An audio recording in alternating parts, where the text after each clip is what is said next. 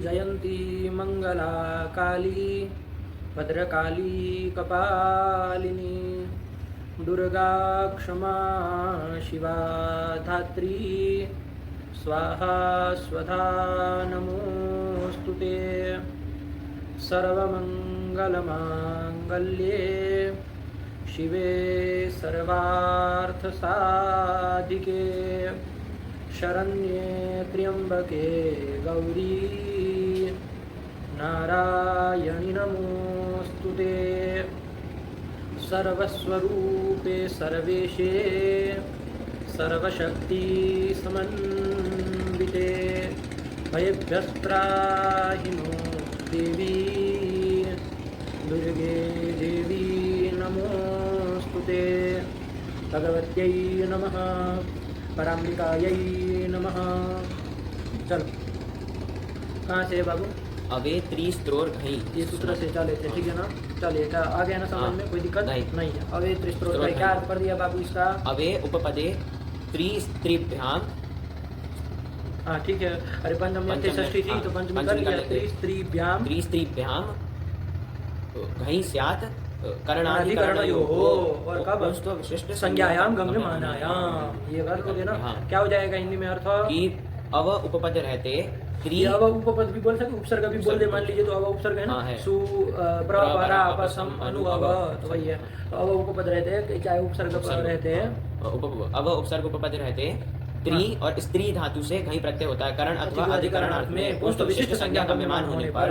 जैसे कर लो अव पूर्वक त्रि धातु से कर लो। अव पूर्वक क्या विग्रह वाक्य बनाए थे ना?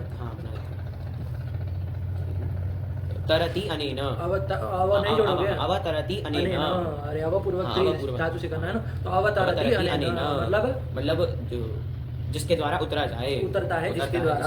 आया कि नहीं आया? जिसके द्वारा उतरा जाए, सीढ़ी आदि का नाम हो जाएगा। तो चलो क्या करना है बाबू? अव पूर्वक त्रि धातु से किस अर्थ में? करण अर्थ में घई प्रत्यय कर लेंगे। और घई अब अवे त्रिस्त्रोर घई इस सूत्र से घई प्रत्यय कर लेंगे। हो जाएगा और ये इत प्रत्यय पर रहता है अचूर्णिति से वृद्धि कर लेंगे। री को वृद्धि आर हो जाएगी। अवकार अ। कार कहाँ से हो गया?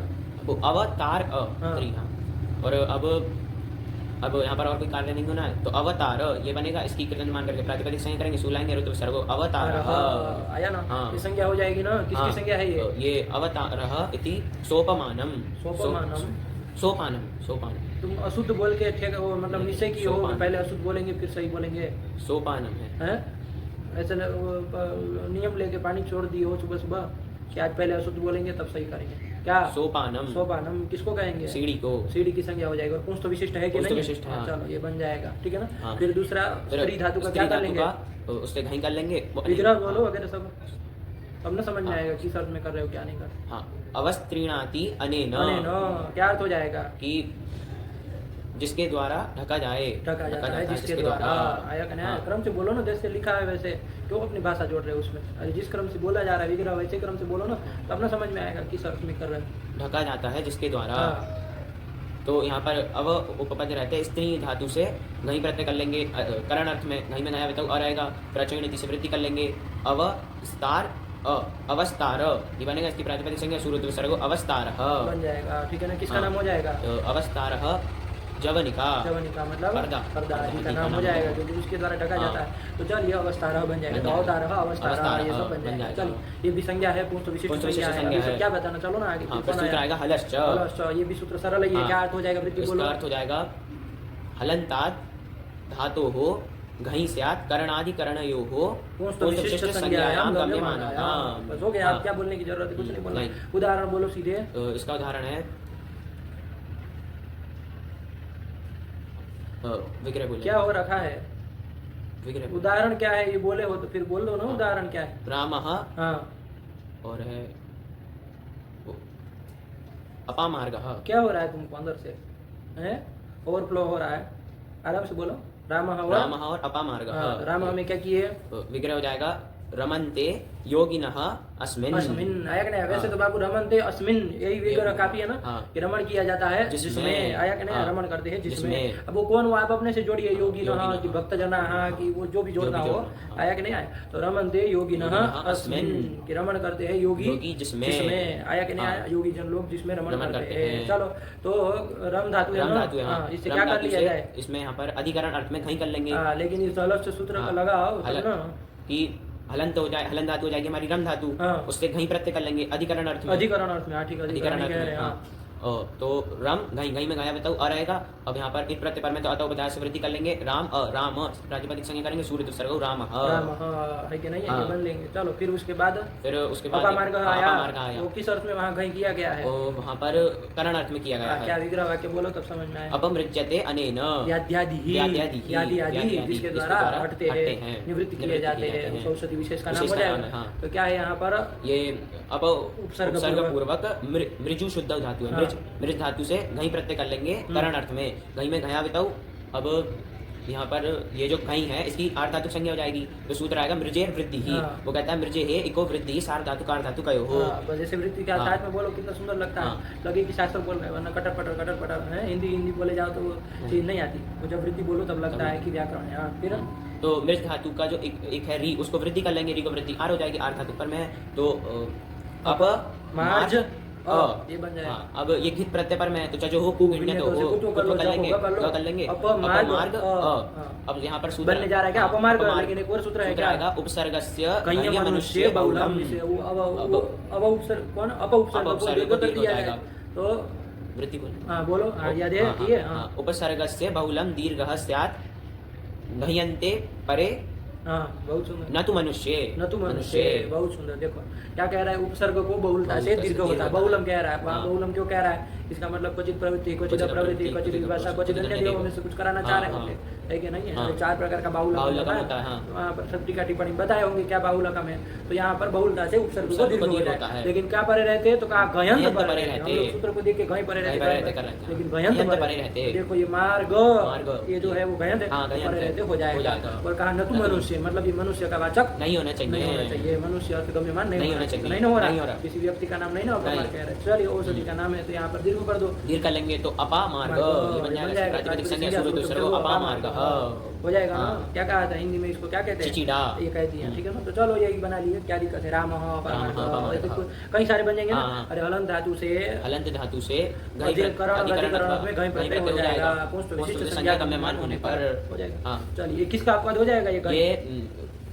ये घ का कौन घ का? कौन सी संज्ञा है? घ प्रायण से होने वाला जो घ था उसका पद हो जाएगा। चलो तो घापवाद वगैरह लिख दिया, कोई पंक्ति छोड़ो नहीं। चलो फिर आगे फिर सूत्र आएगा ईशद दुस्तुषु पृच्छार्थेषु खल। क्या अर्थ कर दिया? इसका अर्थ कर दिया एषु।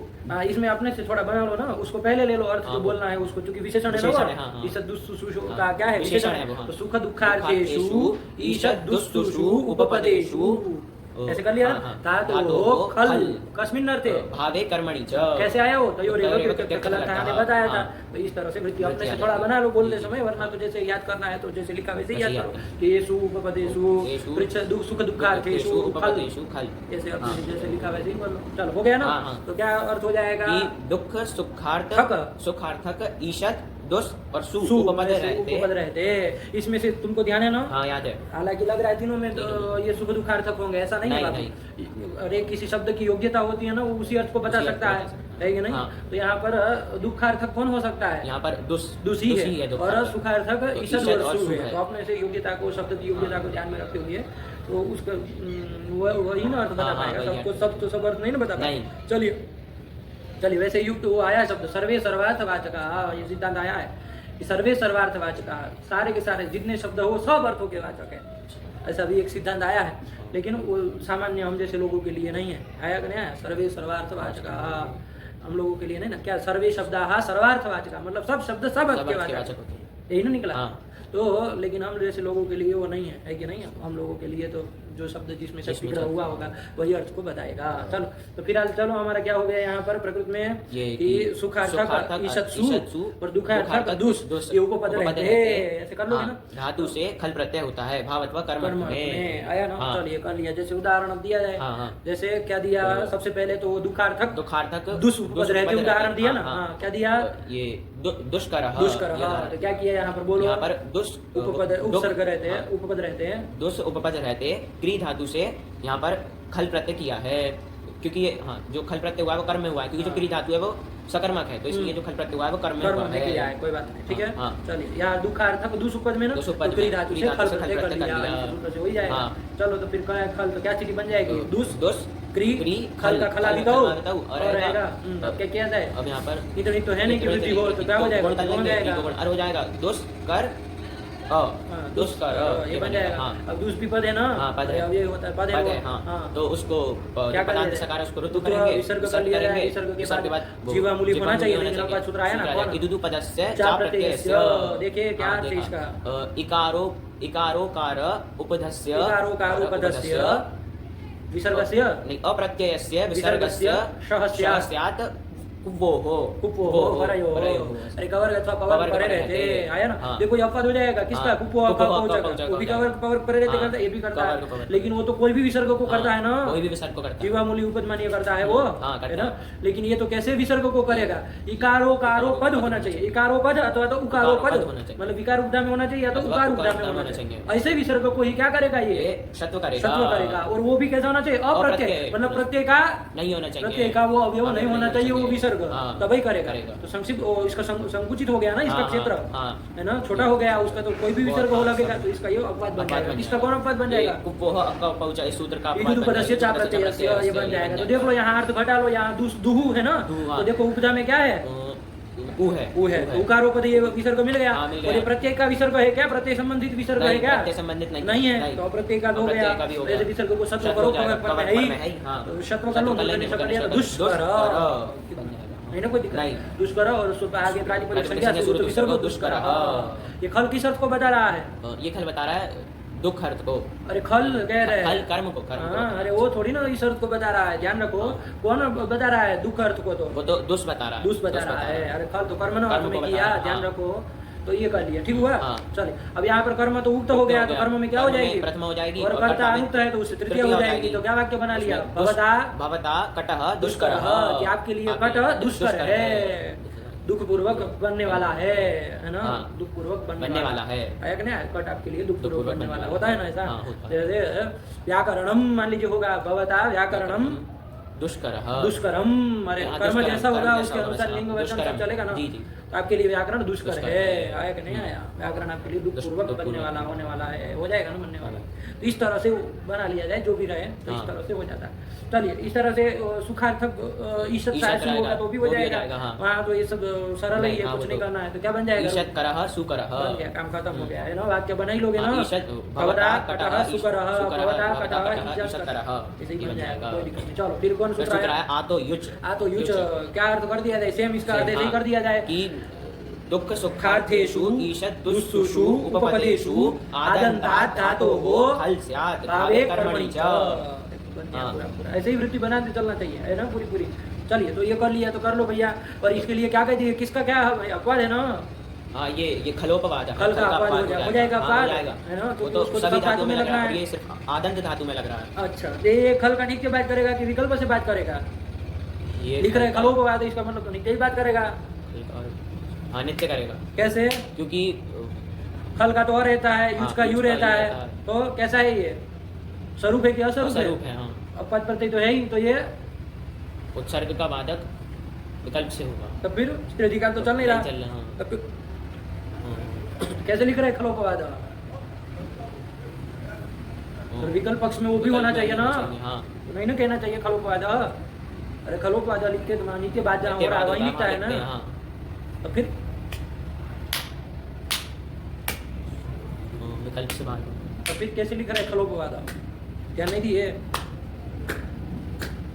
देखो एक तो भारती के बाबू उसमें या तो यूज वगैरह की टिप्पणी वगैरह देखोगे ना, वहाँ लिखा होगा क्त और ये से जो ल्यूट और भी एक विधाया और खलर्थ, ये सब प्रत्यय येषु प्रत्ययेषु वास रूप विधिर न, तीन इन प्रत्ययों में वास रूप विधि नहीं होती। समझ में आया? वार्तिक होगा बताना, तुम्हें टीका टिप्पणी में लिखा है कहीं पर, है ना? तो ये प्रत्ययों में तो उसमें खलर्थ प्रत्यय भी आए, वहाँ वास रूप विधि नहीं होगी, मतलब वो विकल्प से बाधक होगा, ये विधि वास रूप विधि नहीं होगी, मतलब अपवाद जो है वो उत्सर्ग का नित्य बात करेगा। ध्यान रखना, ये वार्तिक बहुत जरूरत पड़ती है ना, क्योंकि प्रसिद्ध एक खलर्थ लिया है, ल्यूट लिया है, क्त लिया है, ये सब के विषय में कह दिया है कि इसमें वास रूप विधि नहीं लगेगी, नहीं होती है, भगवती हो जाएगा। चलो, तो इसीलिए खलोपवादः लिख दिया। ध्यान देना चाहिए, कोई शब्द लिख रहा है तो ध्यान से देखना चाहिए ना क्या कह रहे हैं। चलो कोई बात नहीं। तो देखो यहाँ पर बना लो उदाहरण, दुखार्थक कौन? अरे दुखार्थक पापा ने धातु, दुखार्थक दुष्ट उपपद रहते कौन धातु? आदंत धातु ले लोगे, पापा ने धातु ले लेंगे, उससे क्या कर लिया जाए भैया? यूज कर लिया जाए, तो कल वो बात करके यूज हो जाएगा, क्या स्थिति बन जाएगी? दुष्ट पा, क्या हो रहा है तुमको? दुष्ट पा और ज्यादा हड़बड़ाओ नहीं ऐसे, ये अच्छी चीज नहीं बाबू, ज्यादा घबराओ नहीं। अरे गलत बोल दोगे तो डांटेंगे ना, वो तो कुछ नहीं ना, कोई वो कर दिया जाएगा, इतना मत घबराओ, है ना? हर चीज बोलने में ऐसे पकड़ा आदत हो जाएगी। दुष्ट पा यू, ये स्थिति बनेगी। अब क्या कर लिया जाए? यू के स्थान पर यू और अना का उसे अनादेश कर देंगे और पा और अना को दीर्घ कर लिया जाए। दुष्पान विधि काम कर लो, दुष्ट के साकार को प्रधान सकार है ना, उसको रुद्ध करेंगे, विसर्ग करेंगे, फिर उपपदमानी होने जा रहा था, उसको बात करके इदुदु नहीं, हाँ ये लगेगा, इदुदु पदस्य चा प्रत्यय, क्या हो रहा है? इदुदु पदस्य चा प्रत्यय से ये सूत्र लगेगा। इससे ये जो दुष्ट है उसके सकार, वो विसर्ग जो है उसको शत्व कर लेंगे, तो दुष्ट पान ये बनेगा, उसकी प्रातिपदिक संज्ञा सूर्य विसर्ग दुष्पान। किस अर्थ में कर लोगे ये खल प्रत्यय करेंगे कर्म में, क्योंकि सकर्मक धातु। बना लो वाक्य कि आपके लिए सोम पीना क्या है? दुष्पान है, दुख पूर्वक पीने वाला, पिया जाने वाला सोम है, ऐसा हो जाएगा ना? चलो, अरे वो कर्म को ही बता रहा है तो सोम को ही ना बताएगा कि सोम कैसा है? दुष्पान, आपके लिए दुख पूर्वक पिया जाने वाला है। आया कि नहीं? आप मतलब उसको सरलता से नहीं पी सकते, कोई भी कारण है कि निकल दुष्पान सोम आया ना? चलो, फिर वो सुखार्थक ईशत उपपद रहते पा धातु से वही यूज करेंगे, तो क्या बन जाएगा? ईशत पानः सुपानः ये बन जाएगा। चलो वही गया, फिर आगे फिर सूत्र आएगा अलंखल्वोः प्रतिषेधयोः प्राचान्त्वात्। चल गया? नहीं चला ना? तो क्या समय हुआ? 21 रखा जाए इसको। भगवते नमः, परम्बिकायै नमः।